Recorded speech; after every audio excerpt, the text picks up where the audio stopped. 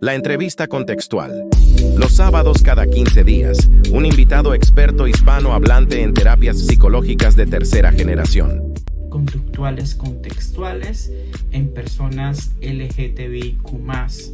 Ese es nuestro tema del día de hoy en la entrevista contextual, el programa que trae a expertos en terapias psicológicas de tercera generación y que nos lleva a conocer los abordajes más actuales en psicoterapia basada en la evidencia.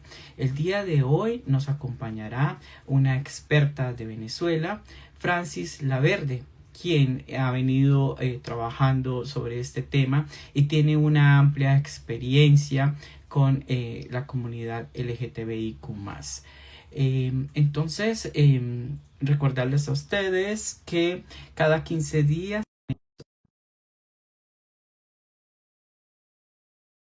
las terapias de tercera generación. Para nosotros es muy importante que ustedes puedan conectarse en nuestros programas, seguir nuestros en vivos. Y Francis, pues ya está con nosotros. Muy buenos días, Francis, bienvenida. Hola, muy buenos días, ¿qué tal? Muchas gracias por la invitación. No, gracias a ti por aceptar.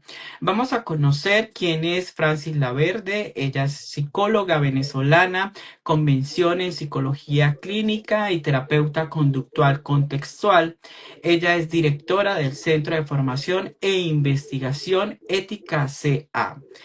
Cursante del Máster en Análisis Funcional del Comportamiento por CABEC y profesional interesada en el trabajo terapéutico interseccional, afirmativo y transdiagnóstico de las diferentes realidades contextuales, con experiencia en intervención en riesgo suicida y acompañamiento de personas pertenecientes a la comunidad LGTBIQ+, docente en diferentes grados académicos. Francis, la red de habla hispana de psicólogos contextuales, te da la bienvenida. Muchas gracias por estar aquí con nosotros. Francis. Pero vamos a esperar un instante porque parece ser que pudo tener una inestabilidad en su internet. Francis. Ajá, ¿me escuchas? Sí, te escucho. Ok. No sé qué pasó, se salió de la nada, te estaba escuchando perfecto y se salió todo. Tranquila. Bueno, estábamos presentando tu perfil al público y la red de habla hispana de psicólogos contextuales te agradece por estar hoy con nosotros compartiendo de tu experiencia. Bienvenida. Para mí también es un placer estar aquí acompañándoles y que me hayan tomado en cuenta para este espacio. En general, para mí es muy importante la divulgación científica, pero también la divulgación con perspectiva de géneros y de diferentes realidades que podemos vivir los seres humanos. Entonces, nada, para mí también es un placer. Muchísimas gracias por la invitación. Claro, y para nosotros también es muy importante visibilizar a los profesionales que trabajan a partir de las terapias basadas en la evidencia. Y bueno, y todo este enfoque transdiagnóstico tan importante, el cual en algún momento vamos a hablar dentro de esta entrevista. Pero Francis, ¿podrías contarnos un poco a qué se le denomina como terapias conductuales contextuales? Sí, claro. Me encanta responder esta pregunta porque, bueno, además de ser psicólogo y trabajar como terapeuta, también ahorita soy tutora de tesis, entonces siempre estoy explicando esto y la forma más sencilla que he encontrado de expresárselo a mis estudiantes también es que debemos partir de que las terapias son modelos técnicos de intervención, ¿sí?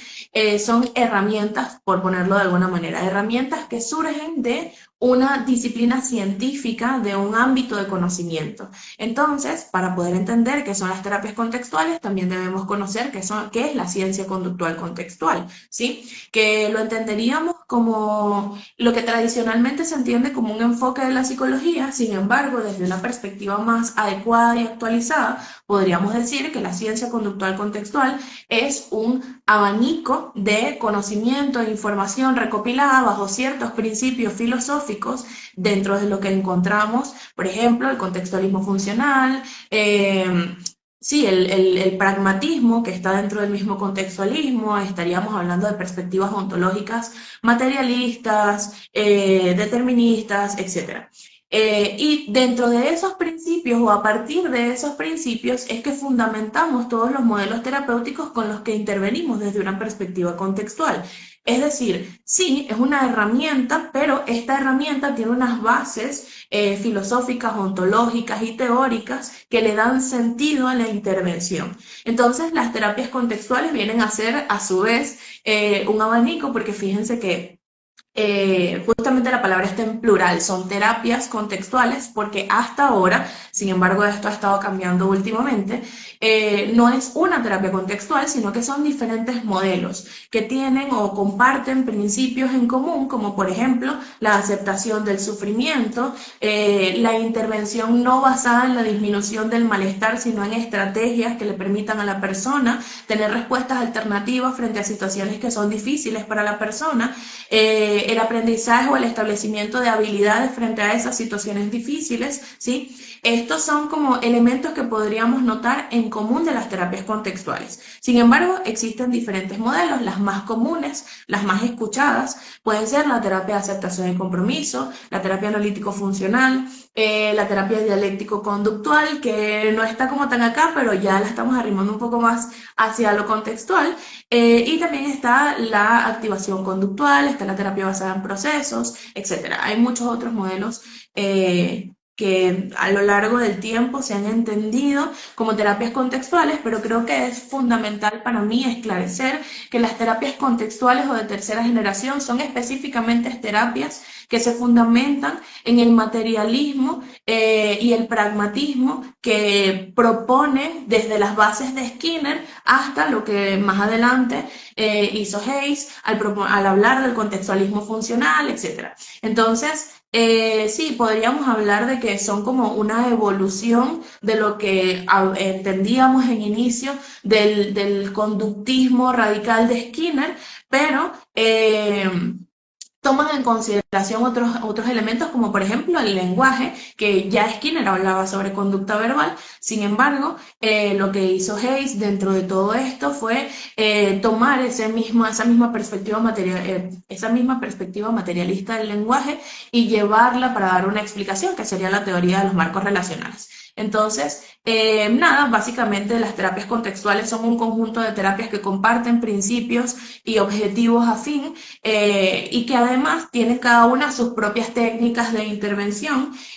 Algunas se diferencian por principios filosóficos, porque por ejemplo, la terapia de aceptación y compromiso y la terapia dialéctico-conductual comparten ideas dentro de la filosofía del budismo zen, pero la terapia dialéctico-conductual también hace como una intersección con respecto a la filosofía de la dialéctica, y además toma otros elementos que tal vez no son relevantes para la terapia de aceptación y compromiso. Al mismo tiempo, la terapia analítico-funcional de Mavisay y Bob Kohlenberg es una terapia, creo que dentro de todas la más conductual o la más conductista, si queremos utilizar esos términos, porque justamente su intervención se fundamenta en elementos del análisis de conducta. Entonces, como que tienen sus diferencias a nivel técnico, a nivel de ejecución, pero digamos que a nivel de forma, ¿sí? A nivel de morfología podemos ver que hay diferencias, pero si lo vemos desde una perspectiva funcional,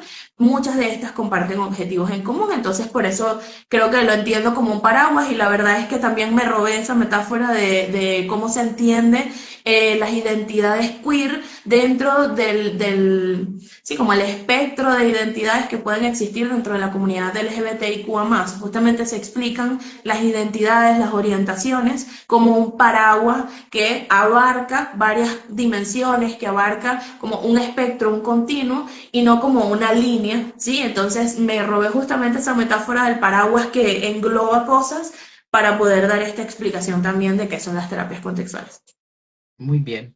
Y si tuvieras que hablar de algunas características que diferencian estas terapias conductuales contextuales a otros abordajes conocidos como el cognitivo-conductual y aquellos que a lo largo de la historia de la psicoterapia han estado siendo relevantes, ¿tú qué podrías traer acá eh, en esas grandes diferencias? Bueno, creo que de la terapia cognitivo-conductual, por ejemplo, que es lo más cercano que tenemos, podríamos diferenciarnos en aspectos de intervención más que nada, como objetivos de intervención, además de ciertos elementos filosóficos que fundamentan también la teoría y evidentemente nuestro fundamento teórico y filosófico va a influir muchísimo en la forma en que nosotros intervenimos y llevamos a cabo las técnicas. Creo que pasa lo mismo con otros tipos de intervenciones. Sin embargo, las terapias contextuales no buscan eh, generar como esto que acá en Venezuela diríamos coloquialmente como una cacería de brujas, de tú estás haciendo las cosas mal, entonces esto debería ser como yo digo que tiene que ser, sino que más bien busca generar como, tal vez no sé si puente sea la palabra adecuada, pero sí una unificación de criterios en el sentido de que muchos de los estudios de terapias contextuales se han tomado, las personas que estudian estos elementos terapéuticos, perdón, se han tomado el tiempo de preguntarse, ok, ¿qué de esta otra terapia funciona? ¿Qué es lo que podemos poner en práctica acá y cómo lo podemos operativizar? ¿Cómo podemos llevar a cabo esto? ¿Sí? Porque algo que siempre conversamos, y esto puede ser un poco difuso, es que se hace como mucho énfasis en la terapia basada en evidencia. A mí me gusta hablar más de terapia basada en ciencia, porque evidencia pueden tener muchas cosas, pero esa evidencia tiene que tener también un correlato de científico en toda su ejecución o estudio. Entonces, podemos tener evidencia sobre lo que estamos haciendo, pero también es importante saber por qué lo estamos haciendo o por qué funciona lo que estamos haciendo, ¿sí? Y todo esto tiene que mantener una congruencia entre los estudios y la forma en que se entiende el conocimiento. Entonces, al final no es como que neguemos que hayan, por ejemplo, otras terapias que sí funcionan. Por supuesto que funcionan, las personas lo dicen. Creo que Froxan siempre habla también de esto, que es que por supuesto que hay otras intervenciones que funcionan. El problema no es que no funcionen, que ahí es donde está la evidencia dice que funcionan, sino que queremos también saber por qué funciona, cómo podemos replicar eso, cómo podemos enseñar eso a otras personas. Creo que esa es otra de las diferencias que yo en esto sí hablo más como terapeuta y no, por ejemplo, como profesora o como, no sé, conocedora de un área. Y creo que una de las cosas que hizo diferencia para mí en el camino de encontrar con qué quería trabajar yo y poder decir yo trabajo con esto, yo soy una psicóloga contextualista, por ejemplo, fue el hecho de que encontré un marco teórico organizado dentro de lo que cabe, porque evidentemente es una organización que está en desarrollo y eso implica ciertas revisiones, pero que tenía una estructura, ¿sí? Que no habían tantos cabos sueltos y que los cabos que estaban sueltos podían ser entendidos por sus ramificaciones. Entonces, para mí que es importante entender qué estoy haciendo y por qué lo estoy haciendo, encontrar este espacio en donde había un sentido en la intervención y se buscaba que hubiera también una funcionalidad, no solamente para mí como terapeuta, sino para las personas que acompañamos, fue una de las cosas que me hizo más sentido con respecto a esto y creo que también es una de las diferencias que yo encuentro personalmente. No digo que para otras personas no pueda tener sentido, evidentemente sí, pero tal vez esto se acopla más un poco con mi historia de aprendizaje, con la forma en que a mí me gusta llevar mi trabajo. Y creo que también una de las cosas que noto como una diferencia y que fue fundamental para mí como para construir mi identidad como terapeuta es el hecho de que creo que es diferente en cuanto a la conceptualización de los problemas que tienen las personas, ¿sí? En general, lo que, por ejemplo, yo aprendí cuando estudié mi pregrado y cuando hice otras formaciones de otros modelos terapéuticos, es que había un problema en la persona y a mí eso me hacía mucho ruido, ¿sabes? Como que esta explicación intrínseca de las problemáticas que nosotros vivimos, como que hay algo dentro de mí que está mal, hay algo en mí que no está funcionando. Y nuestra realidad como seres humanos es tan compleja y es tan variable que poder delimitar el problema a una causa lineal me parecía como, no sé, me parecía una explicación simplista, ¿sabes? A pesar de que yo en ese momento no tenía el conocimiento que tengo ahora con respecto a la ciencia y cómo se generan como los estudios, etcétera, igual me hacía mucho ruido como esta idea de entonces yo tengo que descartar todas estas otras cosas de las que también hablamos y solamente poner la causa en esto que la persona le está pasando en algún lugar de sus adentros, que además no tengo tanta influencia sobre eso, entonces también me generaba esta pregunta de cuál es mi trabajo entonces como terapeuta. Y esto me pasaba, por ejemplo, cuando empecé a trabajar con personas de la comunidad, que era como yo le digo a una persona, o sea, me parecía completamente incongruente para mí, para mis valores y mis principios. Habrán personas que harán una síntesis diferente de esto, pero para mí era completamente incongruente yo decirle a una persona como que es que el problema es que tú eres gay, es que el problema es que tú estás dentro de tu familia y tú estás generando un conflicto dentro de tu familia y eso es lo que está mal. Entonces tú tienes que adaptarte a lo que está pasando para que los demás no te hagan daño a ti. Es como, a mí eso me hacía sentir realmente conflictuada y la comprensión de los problemas dentro de las terapias contextuales, que no es una comprensión como unilateral o no es una comprensión causal, sino que entiende que hay diferentes variables que intervienen en la vida de las personas y que nuestros problemas muchas veces son multicausados o la mayor parte del tiempo son multicausados, me ayudó a tener como una perspectiva más amplia desde mi lugar para conceptualizar, para darle respuesta a la otra persona, hasta, creo que hasta mi posición como persona en el mundo, no solo como terapeuta, sino como, ok, mira, lo que me pasa a mí y lo que le pasa a otras personas está atravesado por un montón de elementos que en muchas circunstancias no tenemos control de eso, porque nosotros, la vida no es un laboratorio en donde hay un control de variables constante, incluso dentro de los laboratorios no hay un control de todas las variables posibles.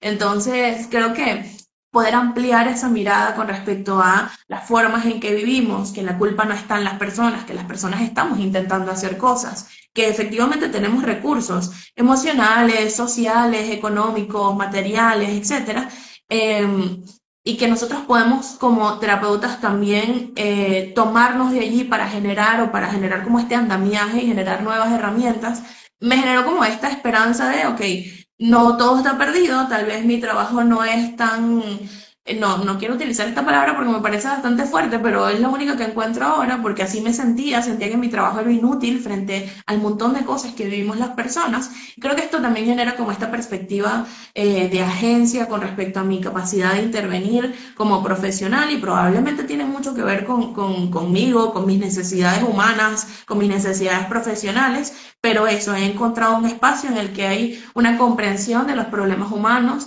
que no es lineal, no es unicausal, sino que al contrario busca comprender la mayoría de los aspectos y encontrar elementos en los que sí podamos generar una influencia. Claro, y allí tú dices varias cosas valiosas y es, por ejemplo, que veníamos acostumbrados en que es que es un error lo que estás pensando. Cuando tú no controlas tus pensamientos, no es que tú lo quieras pensar de esa manera, ¿sí? Y otro aspecto valioso cuando tú decías, claro, puede ser que lo que tú hagas funcione, pero es ciencia. Y un poco nosotros hemos querido ser abanderados en esto, porque es que parece ser que en nuestros países hispanos los psicólogos se dejan cautivar por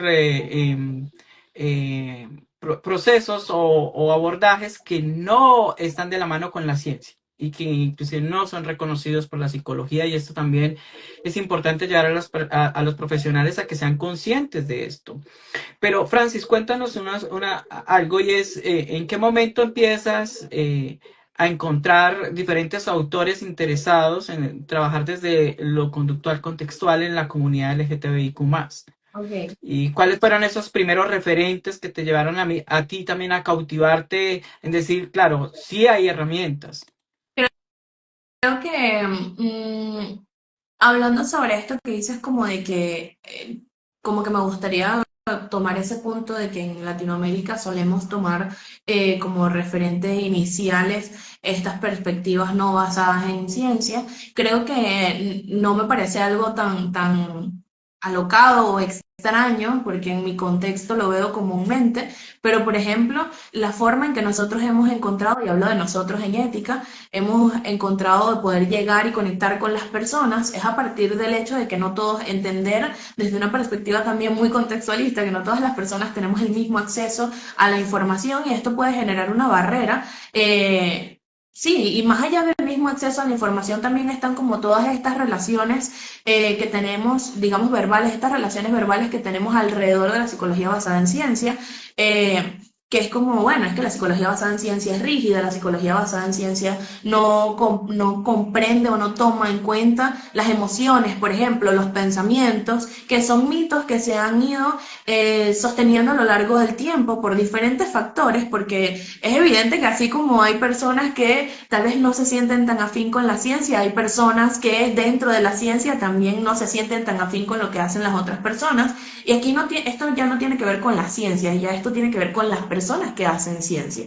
Y en ese sentido, para mí y para Ética como un centro, un espacio de formación e investigación, nos es prioritario poder mostrarle a las personas que se puede hacer una transición profesional en donde no tienes que ser juzgado, no tienes que ser señalado por no haber antes decidido trabajar con ciencia, porque al final la identidad que nosotros construimos como profesionales, y aquí voy a ir al otro tema, es una identidad fluctuante, es una identidad que va a depender del acceso que tengamos a diferentes elementos en nuestra vida profesional, en nuestra vida cotidiana, las personas con las que nos rodeamos, que también generan una influencia en eso. Y la verdad es que yo soy un vivo ejemplo de eso. Yo no habría trabajado con psicología basada en ciencia, por ejemplo, si no viviera con mi novio, que también es una persona que trabaja con psicología basada en ciencia, pero que antes de trabajar con psicología basada en ciencia le interesaba la física y empezó a estudiar física como carrera. Entonces, claro, ya él tenía una historia de aprendizaje en donde había un evento antecedente que le decía que había una perspectiva científica del mundo, pero yo no sabía eso, ¿sí? Entonces, esto también me llevó, y por eso quiero conectar las ideas, a pensar en, por ejemplo, qué pasa con las personas, lo que entendemos como minorías. Este término actualmente es un poco peyorativo, para ciertas comunidades no está bien utilizado, pero voy a usarlo como una especie de adjetivo con respecto a las personas, por ejemplo, racializadas, las personas pertenecientes a la comunidad, las personas neurodivergentes, las personas que tienen discapacidades motrices. ¿Qué pasa con estas personas? ¿Sí? Yo me preguntaba como, ¿qué tengo que hacer en estas situaciones? Porque genuinamente no sabía qué hacer. En la universidad hablábamos sobre mucha teoría, sobre muchos aspectos históricos, pero difícilmente nos hablaban como de este caso por caso, sino que era más bien como, usted tiene que saber qué hacer y usted tiene que tener herramientas para eso. Y creo que en mi realidad, yo soy una persona perteneciente a la comunidad, yo soy una mujer cisgénero, pero soy una mujer bisexual. Esto significa que yo me identifico con lo que entendemos como sexo biológico, me identifico como mujer, pero además soy una persona bisexual, es decir, para mí puedo sentir atracción física o romántica por diferentes personas de diferentes géneros, ¿sí? Pero puede ser que el género tenga como una influencia en mi gusto por esas personas. Entonces, para mí como persona bisexual, que además empezó a hablar sobre su orientación sexual, digamos que bastante tarde en la vida, tarde porque ahora tengo 29 y empecé a hablar de esto a los 23, empecé a reconocerme como una persona de la comunidad, empecé a ver que yo también tenía como estas inseguridades, como estas inquietudes, no sabía cómo hablar de estas cosas, y la verdad es que no fue en la psicología donde yo empecé a interesarme sobre esto, sino más bien en los movimientos sociales y activistas, en donde empecé a encontrar información con respecto a qué pasa con las personas de la comunidad, ¿sí? Creo que el recorrido que podemos hacer a nivel como teórico de todo esto empieza con la despatologización en los 70 de la homosexualidad. Pero, por ejemplo, esto también inicia cuando creo que es un psiquiatra que era abiertamente gay. Él hizo un texto que es un buen referente. Se llama como que aproximaciones terapéuticas para la homofobia de un hombre gay, algo así. Pero en este artículo él habla sobre cómo debería ser la intervención con personas pertenecientes a la comunidad. Y este es un artículo bastante sencillo. Sin embargo, a partir de esto, o sí, como que a partir de este momento histórico en donde inicia como este movimiento de despatologización de la homosexualidad, porque recordemos que esto antes era tomado incluso por la APA como una enfermedad, como un diagnóstico, etcétera, inician como que a tener como prioridad o a tener relevancia las personas que hablaban de la homosexualidad desde perspectivas completamente diferentes. Podríamos nombrarlo ahora como algo transdiagnóstico, ¿sí? Sin embargo, fueron como varios psicólogos, activistas, aliados, el mismo movimiento de las personas pertenecientes a la comunidad que empezó a luchar por sus derechos, a hablar de esto, Genuinamente no es tanta la literatura que exista como de terapias contextuales con personas pertenecientes a la comunidad. Creo que lo que yo conozco hasta ahora es más que nada protocolos, por ejemplo, ofertados que sí por la OMS, por diferentes asociaciones. Por ejemplo, es una especie de folleto que se llama Nada que Curar, que la APA justamente después de todo este proceso de despatologización, de quitar la homosexualidad como un diagnóstico y luego en el 2018 quitar esto de la identidad trans también como un diagnóstico, una patología. Empezó como a intentar limpiar un poco su imagen con respecto al tal vez error que habían cometido históricamente, y a partir de esto empezaron a proponer unos principios de intervención para psicólogos. Esto está disponible en internet, literalmente pueden poner principios de la APA y pueden ver como estos elementos. ¿Qué pasa? Esto no es una perspectiva, no es un modelo terapéutico, se llaman terapias afirmativas, pero no es un modelo terapéutico propiamente dicho, como lo dije antes, que viene de una perspectiva teórica y filosófica, sino que tiene que ver más con principios de cómo acompañar a estas personas, cómo puede actuar el terapeuta para acompañar a las personas pertenecientes a la comunidad, qué cosas debería evitar o qué cosas debería aprender el terapeuta que, por ejemplo, no sea una persona de la comunidad sobre la comunidad para poder acompañar a otra persona. Porque, a ver, estos no son, por ejemplo, características excluyentes. No tienes que ser una persona gay, bisexual, lesbiana, etcétera, para poder acceder a acompañar a otra persona, pero sí es importante informarse, porque algo que sí se ha defendido hasta ahora es que las personas pertenecientes a la comunidad no están enfermos, no tienen un problema dentro de ellos, no están confundidos. Muchas de estas personas, o sea, puede haber confusión en su proceso de identificación, claro que sí, como todas las personas en el mundo, pero no es como que tu problema es que estás confundida, tu problema es que no sabes qué es lo que quieres, tu problema es que no has tenido una relación realmente placentera para poder definirte como lo que debería ser, que aquí hablamos de esta heteronorma, estas ideas de cómo debería funcionar el mundo, etcétera, sino que las personas pertenecientes a la comunidad viven ciertos eventos, situaciones que no son cosas que viven personas heterosexuales. Un ejemplo bastante claro de eso es lo que coloquialmente conocemos como salir del closet, ¿sí? A las personas heterosexuales no se les pide salir del closet. Tú eres heterosexual y se asume por justamente esta lógica heteronormada que eres una persona heterosexual, que a ti te gustan las mujeres, ¿sí? Pero las personas de la comunidad siempre están saliendo del closet.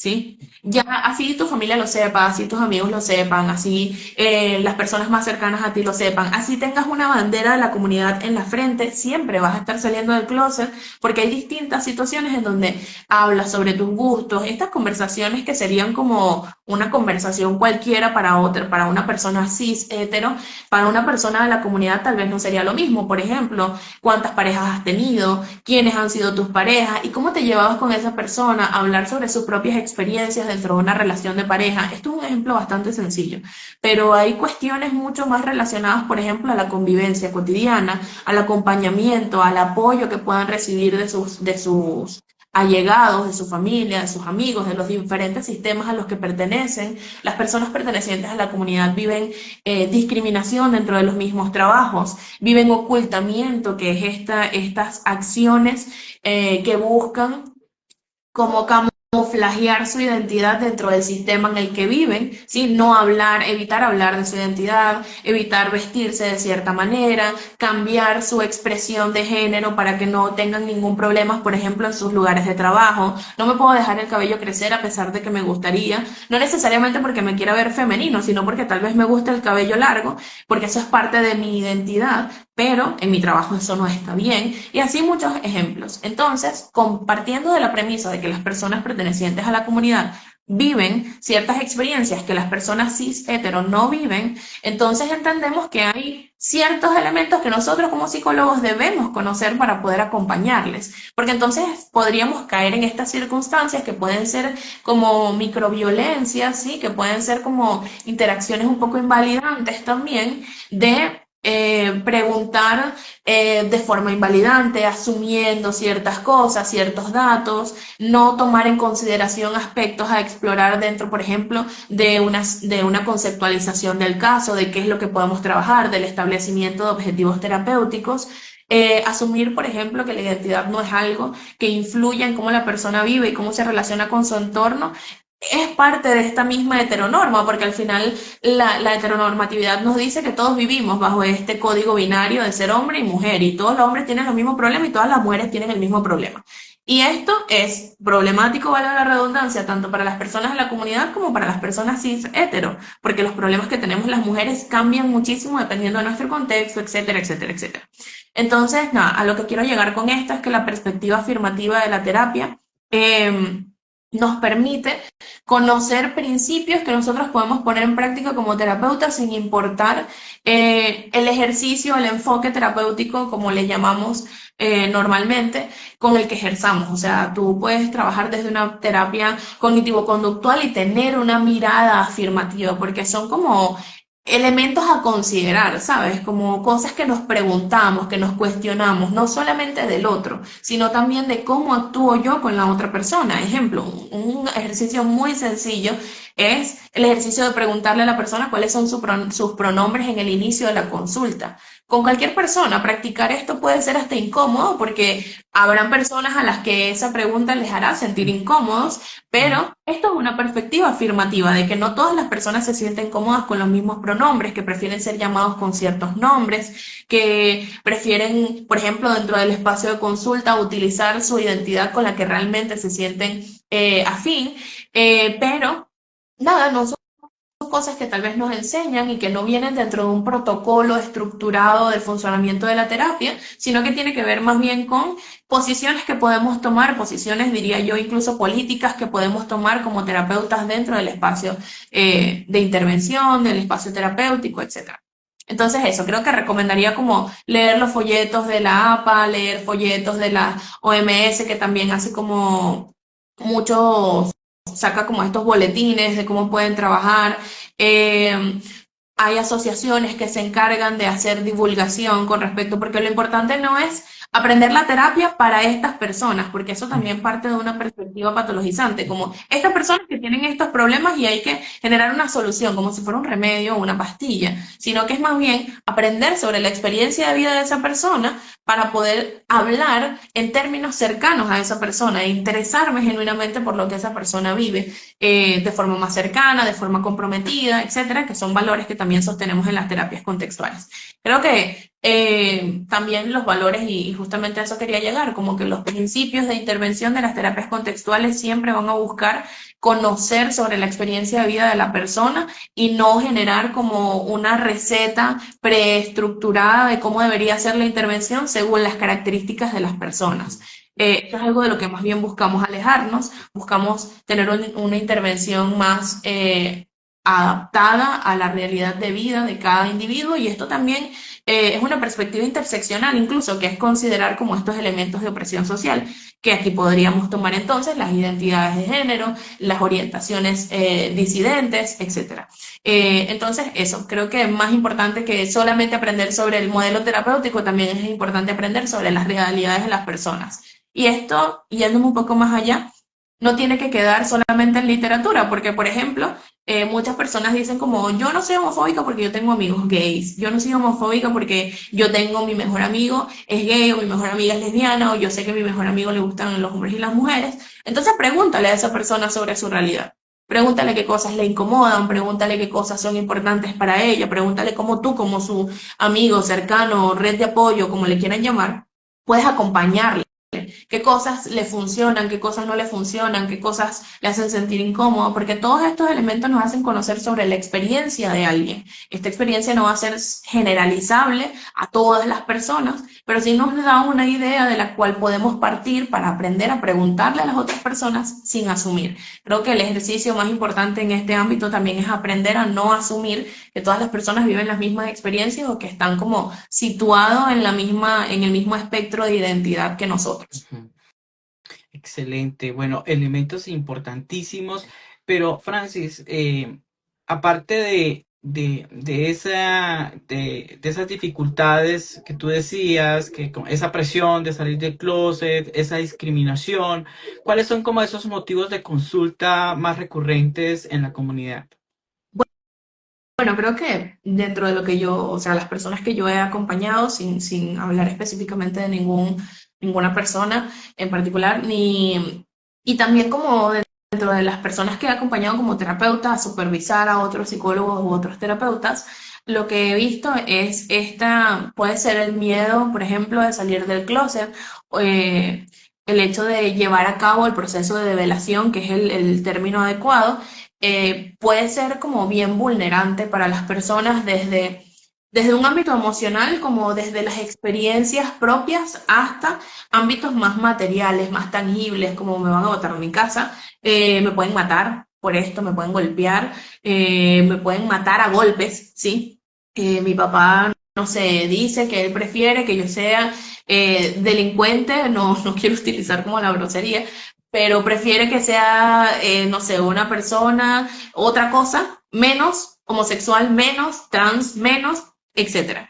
Entonces, esta vulnerabilidad frente al mismo contexto de vida, las mismas personas que le acompañan en la vida, puede ser un motivo de consulta. Sí, tal vez la misma identidad como un espectro que darle orden, creo que, perdón, actualmente dentro de la misma comunidad hay un montón de etiquetas que muchas veces ni siquiera sabemos cómo utilizar.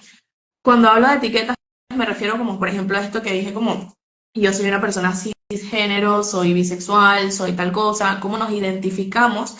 Y muchas veces las personas no saben cómo identificarse. Hasta yo misma he vivido eso, porque a veces me pregunto, ¿será que yo soy bisexual o será que realmente soy pansexual? En estos días me puse a revisar sobre eso, pero ¿cuál es la diferencia? Entonces, claro, las etiquetas tienen un uso, tienen una utilidad, mejor dicho, dentro de la comunidad, que es que cada quien pueda también nombrar su experiencia de vida, que eso es completamente útil, es completamente válido, lo mismo nos pasa con las emociones, por ejemplo, pero también hace que para las personas que están en este proceso como de exploración, de descubrimiento, por ponerle algún nombre, entonces también puedan sentir confusión, no sepan qué forma darle. Eso también es un motivo de consulta que puede ser recurrente. Creo que las formas de relacionarse con otras personas también puede ser un motivo de consulta. Porque es que a pesar de que tú seas una persona perteneciente a la comunidad, eso no significa que vas a estar aislado de estos mismos estereotipos que vivimos todas las personas y que replicamos todas las personas en cualquier estrato económico, en cualquier situación social, etcétera. Cuando hablo de estos estereotipos, me refiero, por ejemplo, a, bueno, pero es que si yo soy mujer y a mí me gusta otra mujer, entonces ¿quién le escribe primero a quién? Porque el hombre es el que le tiene que escribir a las mujeres. Sí, o por ejemplo esto muy común, como ajá, dentro de su relación homosexual, quién es el hombre y quién es la mujer, quién es el pasivo y quién es el activo. Entonces, eso, aunque pueda parecer un comentario ingenuo o un comentario como poco invasivo, sí atraviesa la experiencia de vida de la persona, porque es como, entonces yo debería estar cumpliendo un rol en específico, yo debería actuar de esta manera, que ahora también están como estas expresiones de ser más femenino, más masculino, ser una mujer lesbiana más femenina o ser lesbiana más masculina. En efecto, no niego que estas etiquetas o formas de nombrarse tengan una utilidad, pero también es verdad que para las personas que están en este proceso de darle forma a su propia identidad puede ser un poco más confuso. Entonces noto que eso pueden ser como ciertos elementos. También ayuda para salir del closet. Necesito ya decirlo, no quiero seguir en esto, pero quiero salir del closet. Me quiero mudar, quiero tener otra vida, quiero irme y quiero empezar a hacer mis cosas. Yo no voy a ser feliz hasta que yo no me vaya de esa casa donde yo pueda vivir mis propias experiencias. Quiero ser más independiente, me gustaría no ser apegado emocionalmente, cosas que también vivimos las personas cis hetero o que viven las personas cis hetero, que pueden ser problemas comunes de autoestima, de cómo se percibe a sí mismo, hablando en términos más como, sí, como más sencillos. eh, las consecuencias, por ejemplo, a nivel de esto que entendemos como depresión o esto que entendemos como sintomatología de la ansiedad, también son circunstancias que viven las personas pertenecientes a la comunidad, porque evidentemente este sentido de vivir puede verse como bien no sé, no encuentro otra palabra, pero bien golpeado por el hecho de qué sentido tiene que yo viva acá, para qué voy a estar aquí. Las personas pertenecientes, ser una persona perteneciente a la comunidad es entendido a veces como, o es entendido a nivel teórico como un factor de riesgo para el suicidio. Ser una persona trans es un factor de riesgo para el riesgo suicida. Entonces, ya por ahí vamos viendo cómo las personas se pueden ver afectadas y esto no es como que es que yo decidí ser trans y por eso es que ahora yo tengo que vivir las consecuencias, yo tengo que pagar las consecuencias de mi decisión. Es más bien que hay entornos que son vulnerantes, que son invalidantes y que terminan generando estas respuestas en las personas, respuestas de insatisfacción con su propia imagen, insatisfacción con la vida que están llevando, el hecho de no tener acceso a recursos materiales, económicos para poder acceder a lo que pueden entender como una vida digna. A mí me gustaría poder salir con la ropa que quiero, pero si yo me pongo una falda, entonces me van a ver feo en la calle. Y, ¿sabes? Esto puede ir como desde la familia hasta la comunidad en la que me desenvuelvo, desde mi lugar de trabajo hasta el centro comercial al que puedo ir para comprar cosas, desde querer probarme una prenda en una tienda y no poder hacerlo porque tengo que usar ciertos vestidores y no otros, desde que no puedes comprar eso porque eso es para hombre o para mujer.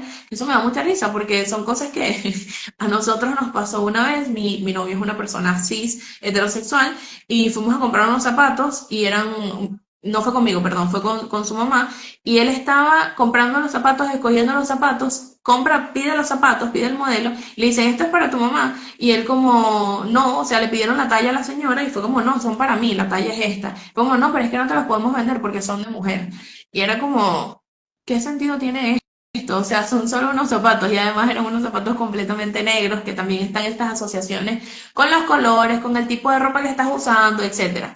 Entonces, así como eso, que puede parecer muy sencillo, tal vez para Ricardo esto no sea una cosa horrible, significativa. Por supuesto que fue una incomodidad porque además no le querían vender los zapatos que él quería, pero para las personas pertenecientes a la comunidad esto puede ser altamente vulnerante porque evidentemente atraviesa su identidad, atraviesa su experiencia de vida de forma directa. El hecho de que se me niegue el acceder a ciertos servicios solamente por cómo me veo, por cómo me identifico, por cómo camino, por cómo hablo, etcétera, es una forma de violencia también que viven las personas de la comunidad y que tal vez no viven todas las personas.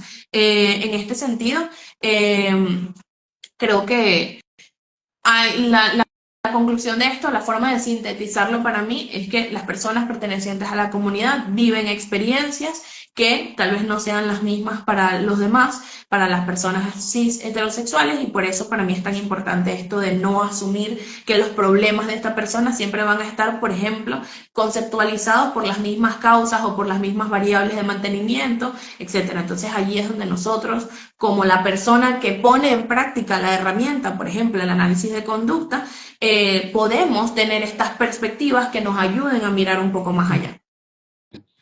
Excelente.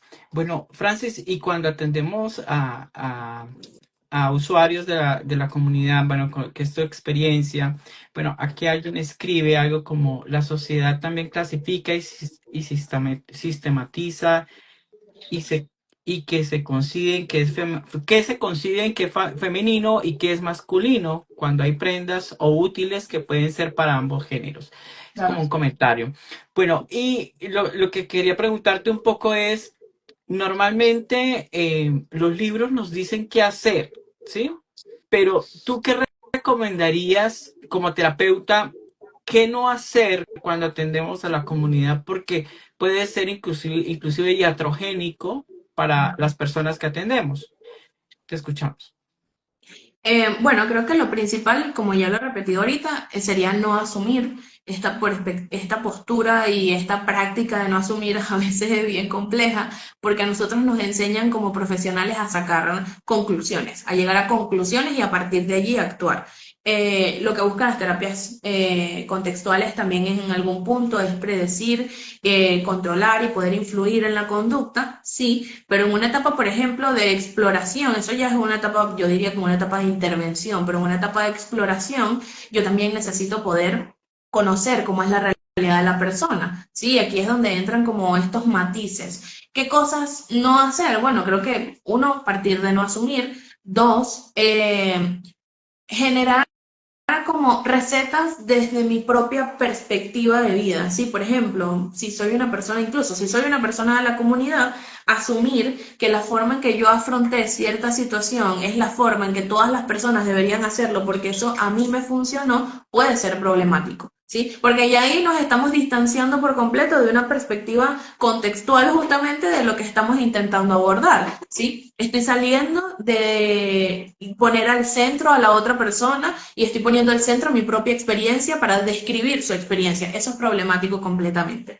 ¿sí? Incluso teniendo conocimiento de esto, sabiendo cómo funciona, es más importante, creo, tener una apertura con respecto a la vivencia del otro. No, sí, creo que sería como no encasillar a las otras personas, como, tú eres homosexual, seguramente a ti te acompleja que no seas mujer, seguramente tú quieres ser mujer. O una de los mitos o estigmas que se viven incluso dentro de la comunidad es el hecho de, por ejemplo, ser una persona trans y a juro tienes que transicionar. Como, no, bueno, es que tú tienes que hacer una transición. Entonces, el proceso terapéutico está dirigido a que en algún momento tú puedas acceder a las hormonas, hacerte una operación, no sé qué, Y como hay personas que no quieren hacer eso y siguen siendo igualmente personas trans. Entonces, asumir que hay un protocolo de intervención para todas las personas solamente por una característica de que pertenecen a la comunidad puede ser problemático. Creo que también asumir que todos los problemas de las personas de la comunidad son problemas porque son personas de la comunidad es problemático. Es decir,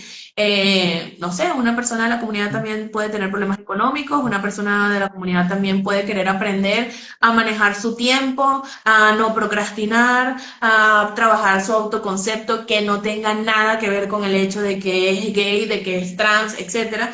Entonces, eso, no asumir que todos los problemas de una persona de la comunidad vienen de que justamente es de la comunidad, sino que, bueno, también viven cosas. O sea, sí, hay experiencias que son diferentes, que no viven las personas cis hetero, pero igualmente compartimos el mismo sistema, compartimos el mismo mundo, también tienen que trabajar, también tienen que hacer dinero para poder subsistir, también tienen que aprender habilidades sociales para poder relacionarse con un otro, etcétera, etcétera, etcétera. Entonces es como solamente encasillarnos y creo que eso es una perspectiva como bien diagnóstica del trabajo terapéutico, asumir que si tienes ansiedad, tengo que hacer esto, si tienes depresión, tengo que hacer esto, si te sientes triste, tienes depresión, si tienes esto es porque tal cosa. Y entonces empezamos como en estas explicaciones circulares de lo que vive la otra persona, que realmente no nos llevan a nada, nos dejan estancados en una misma idea.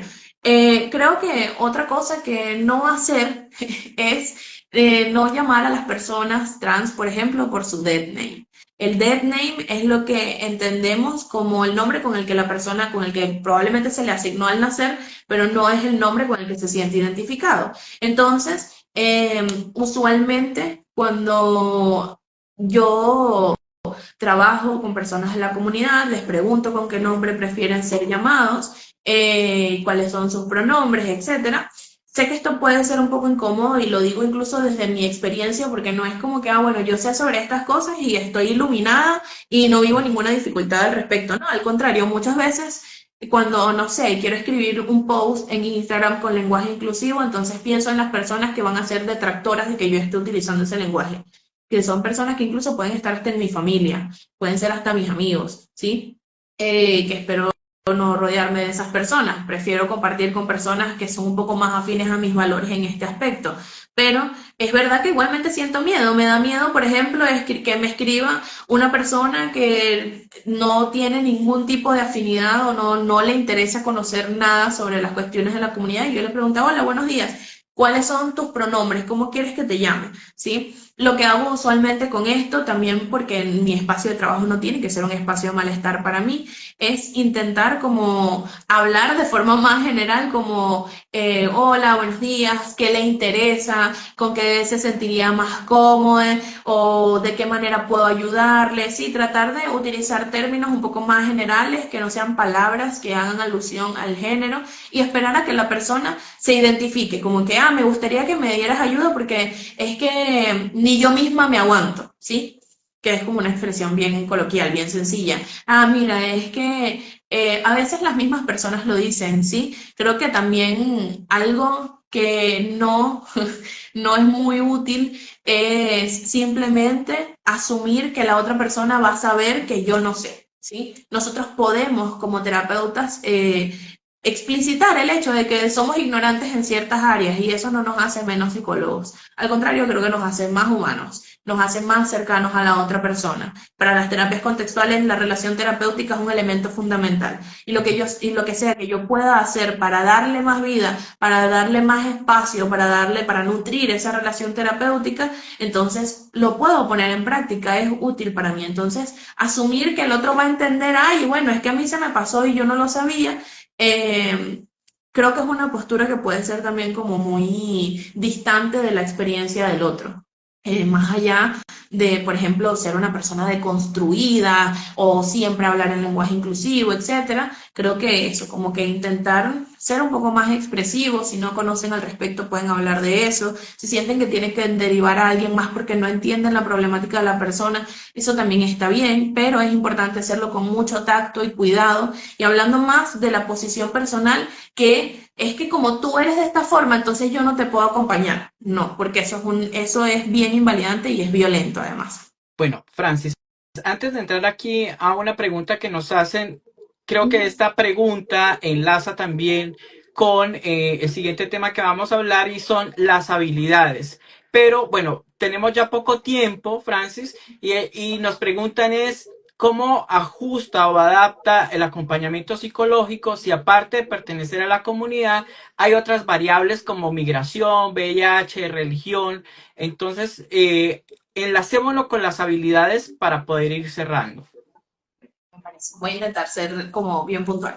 Eh, La forma de integrar estos elementos justamente es donde el modelo terapéutico nos apoya muchísimo en cuanto a la conceptualización del problema que tiene el modelo con el que estemos trabajando, la conceptualización de intervención que tiene el modelo con el que estamos trabajando y la conceptualización del bienestar o el objetivo al que queremos llegar desde el modelo que estamos buscando o que desde el modelo con el que intervenimos. Voy a utilizar un ejemplo bastante sencillo porque creo que la terapia de aceptación y compromiso tiene como estos tres elementos bien fundamentados y Maero lo explica muy bien en Croquis, que es que en inicio una conceptualización de caso parte de cómo la persona se relaciona no solamente con el mundo exterior, sino también con sus propias creencias y emociones, ¿sí? Entonces, creo que en cuanto a las habilidades sería poder aprender a conceptualizar el caso desde lo que tu modelo te dice, evidentemente, hablando de una perspectiva un poco más general, pero también tomando en consideración estos elementos. Ejemplo, si en tu entrevista inicial preguntas solamente la edad, con quién vive, cuál es su nombre y desde hace cuánto tiempo le está pasando lo que considera su problema, entonces, ¿por qué no incluir estos elementos? Como, ok, ¿quién es tu pareja? ¿Con qué personas convives? ¿Quiénes son tus amigos? ¿Qué cosas practicas en la cotidianidad? ¿Tienes algún interés en específico? Esto, aunque puedan parecer preguntas genéricas, igualmente nos ayudan a explorar estos otros elementos. ¿Practicas alguna religión? ¿Tienes alguna práctica en específico que para ti sea importante que consideremos dentro del espacio terapéutico? Creo que si esto le tuviera que poner un nombre como una habilidad, sería el hecho de poder preguntar de forma abierta, nosotros como terapeutas. Y esto, desde las conceptualizaciones del terapeuta que tenemos en las terapias contextuales, es fundamental. Es necesario que el terapeuta esté abierto a vivir también incomodidades, que esté dispuesto a hacer preguntas que puedan ser incómodas para sí mismo, porque nosotros también estaríamos viviendo una especie de transición profesional en donde tal vez sigo ejerciendo desde el mismo modelo, pero ya no tengo los mismos lentes, ¿sí? Porque al final la perspectiva de intervención para las personas de la comunidad o una perspectiva afirmativa, que sería el nombre adecuado, es como tener unos lentes. En este momento me pongo mis lentes y puedo ver cosas que tal vez sin ellos no tomaba en consideración, ¿sí? Creo que cuando se trata de otros elementos como esto de migración, VIH, otros aspectos relacionados o la religión, creo que lo importante es poder reconocer y puntualizar de forma muy, muy específica cómo influye eso en el problema que la persona trae a la consulta. ¿sí? No, creo que es lo mismo, porque podríamos tener este mismo sesgo o este mismo estereotipo de que, bueno, a esta persona le pasa esto porque es demasiado religioso, a esta persona le está pasando esto es porque tiene VIH, usando los ejemplos específicos. Es que tú estás viviendo un duelo migratorio y ya, perdón, y esa es toda la explicación que damos. Como tú eres migrante, entonces esto te está pasando porque eres migrante. Ahí estamos cayendo en una explicación circular, ¿sí? Irnos un poco como hacer zoom en la experiencia de la persona, ampliar y poder ver más de cerca cómo eso puede influir. Ok, yo soy migrante, chévere, esto puede ser una variable dentro del problema. ¿Cómo lo es? ¿Cómo influye esto en el problema que la persona está viviendo? ¿Qué relación tiene la migración con el hecho de que, no sé, no me percibo como una persona cis, me percibo como una persona transexual o transgénero? Chévere.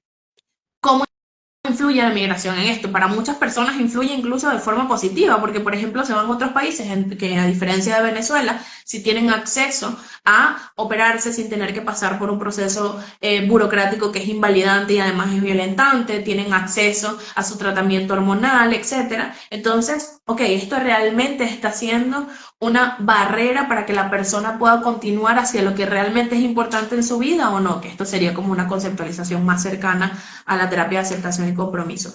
Creo que dentro de las habilidades, para ya irme, espero que eso haya respondido un poco a la pregunta, pero para irme a este tema de las habilidades, creo que la apertura es necesaria, aprender a preguntar de forma respetuosa, aprender a no asumir las posturas del otro, aprender a vivir nosotros también la incomodidad como terapeutas de que muchas veces nos vamos a encontrar en el desconocimiento, en la posición de quien no es experto en la vida del otro y que justamente para eso tenemos al otro frente a nosotros. Yo cuando hago esto que entendemos como encuadre, cuando les explico a las personas que me acompañan en terapia cómo trabajo, trato de decirles eso, que esto es un espacio compartido, que es un espacio en donde tiene que haber sí, como esta interacción activa entre ambos participantes para que podamos llegar a resultados. Entonces hablaría más que todo como de estas posiciones al preguntar, al hablar con la otra persona, hacerle un miembro activo dentro de su propio proceso, incentivar acciones de agencia, etcétera. Francis, bueno, todo esto ha sido muy valioso. Cuéntanos qué servicios ofreces, dónde te pueden ubicar. Ok. Bueno, yo soy psicóloga y hago muchas cosas, siempre lo digo, pero principalmente soy terapeuta, es lo que más amo en este momento de mi vida.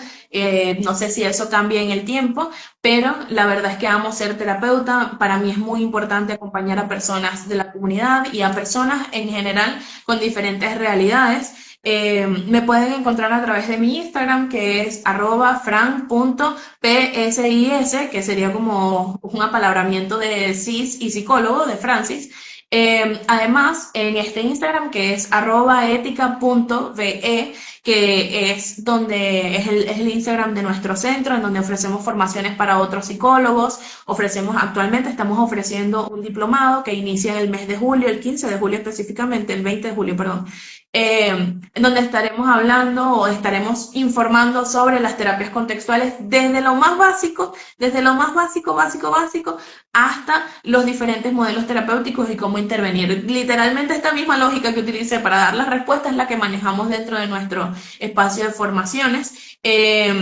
Todavía están las inscripciones abiertas, tenemos cupos disponibles, los pagos son a través de mensualidades para que sea un poco más sencillo para las personas poder acceder al servicio.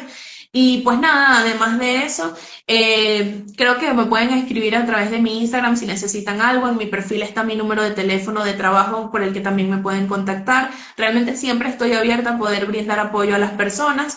Veo por aquí que preguntan el precio, no sé si se refiere al del diplomado, pero el diplomado tiene un costo de $50 la mensualidad y tiene un costo de $50 igualmente la inscripción. Son 13 mensualidades más la inscripción porque el diplomado tiene una duración de 1 año y medio, un poquito más, creo que son unos 14 meses, algo así, 16 meses, no estoy segura, pero es un montón de tiempo. Entonces, nada, para las personas que quieran acompañarnos, que quieran seguirnos en Ética, por supuesto que son bienvenidos. Y por último, nada, quisiera dar las gracias a la red por este espacio. Para nosotros como psicólogos venezolanos ha sido difícil poder encontrar otras personas con las cuales hacer comunidad, porque bueno, en Venezuela las terapias conductuales contextuales no son como las favoritas de todo el mundo, pero estamos intentando poder hacernos más cercanos cada vez, hacer el conocimiento científico accesible para las personas de nuestras comunidades y que puedan también acompañarnos en este crecimiento, porque nosotros no estamos, no sé, no hemos terminado nuestro proceso de formación y creo que estos espacios dan como esos nos ayudan a tener estos pequeños puentes para conectar, para construir, y para mí eso realmente es significativo. Genuinamente agradezco que se hayan interesado en que pudiera conversar sobre esto, que es un tema del que me apasiona mucho y que la verdad no había conversado hasta ahora en mi vida profesional de forma pública. Pero nada, muchísimas gracias. Genuinamente me siento muy honrada de haber estado aquí. Espero que haya sido un espacio que sea útil para otras personas y otros terapeutas también. Lo que necesiten, estamos a la orden. Gracias a ti por aceptar nuestra invitación. La red de habla hispana de psicólogos contextuales te agradece. Esperamos seguir en comunicación en futuras colaboraciones y a todos nos vemos en una próxima entrevista contextual. Hasta luego. Muchísimas gracias.